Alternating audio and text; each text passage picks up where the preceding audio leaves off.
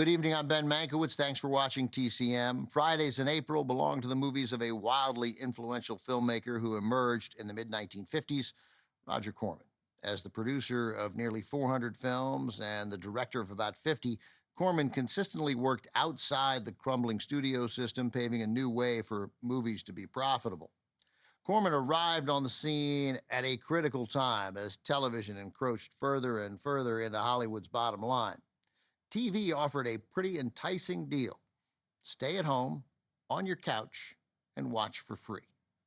Tonight, we've got several films Corman made for American International Pictures, AIP, his longtime production home. Up first, we have one from Corman's Poe series, movies adapted from Edgar Allan Poe's stories. From 1964, The Masque of the Red Death. Vincent Price delivers one of his deliciously devilish performances as a 12th century prince and a Satanist. Since it's no fun to be a devil worshiper all alone, he holds a macabre masked ball and forces his guests to take part in a series of sadistic and Luciferian games. I think I made up Luciferian. It's a good word. I hope it sticks.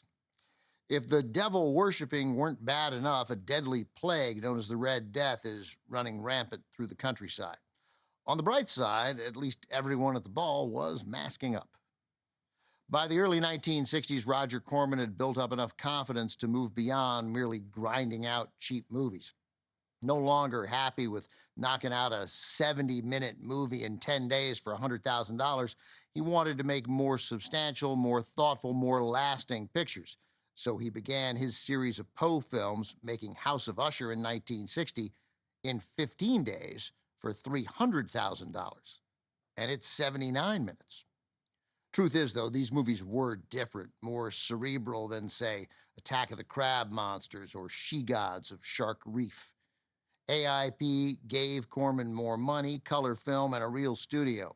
It was a serious upgrade from running around the outskirts of Los Angeles and grabbing shots without permits. While Edgar Allan Poe's stories provided the inspiration, Vincent Price proved to be the perfect embodiment of Roger Corman's vision. The director made 8 Poe adaptations in 4 years, 7 of which starred Price. Corman appreciated the classically trained Vincent Price. He always took the work seriously, Corman said. He didn't give anything less than 100%, whereas some actors might coast through thinking themselves superior to the material. This one, the 7th of Corman's Poe films, is filled with striking and colorful work by the film's cinematographer, future director Nicholas Roeg. From 1964, The Masque of the Red Death.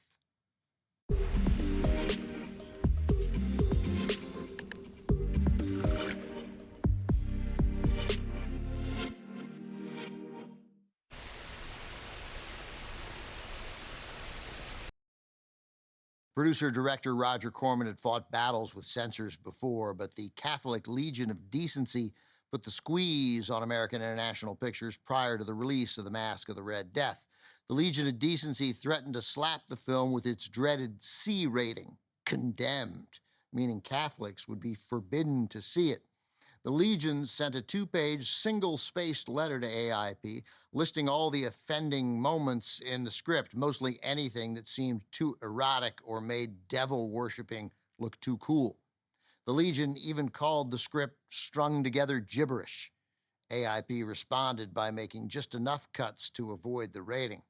Corman could not have been happy, but at least he didn't feel like he himself would face eternal damnation.